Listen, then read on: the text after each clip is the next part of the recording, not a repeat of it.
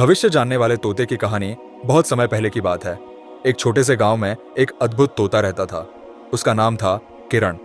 किरण केवल रंग बिरंगा ही नहीं था, बल्कि उसे भविष्य जानने की अद्भुत क्षमता भी थी। गांव के लोग उसे बहुत पसंद करते थे और उसे अपने पास रखने के लिए हमेशा तैयार रहते थे। पहली मुलाकात एक दिन गांव में एक व्यापारी आया। उसने सुना था कि इस गांव में एक ऐसा तोता है जो भविष्य देख सकता है। व्यापारी ने किरण से मिलने का फैसला किया। जब वह किरण के पास पहुंचा तो उसने पूछा, किरण, मुझे बताओ, मेरा व्यापार कैसा रहेगा? किरण ने अपनी आंखें बंद की और कुछ पल बाद कहा, तुम्हें सावधान रहना होगा। तुम्हारे व्यापार में एक बड़ा संकट आ सकता है।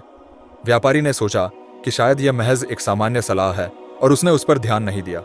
संकट का सामना कुछ दिनों बाद व्यापारी का व्यापार सचमुच मुश्किल में पड़ गया। एक बड़ा तूफान आया जिससे उसके सारे सामान को नुकसान पहुंचा। अब वह किरण की बात पर ध्यान देने लगा। उसने समझा कि किरण सच में भविष्य देख सकता है। गांव की परेशानी, समय बीतता गया और गांव में एक समस्या खड़ी हो गई। गांव के तालाब का पानी सूखने लगा और लोग चिंतित हो गए। उन्होंने किरण से पूछा, किरण, हमें बताओ, हमारा तालाब क्यों सूख रहा है? किरण ने फिर से अपनी आंखें बंद की और कुछ समय बाद बोला, यदि तुम गांव के ऊपर वाले पहाड़ की ओर ध्यान नहीं दोगे तो यह सूखता ही रहेगा।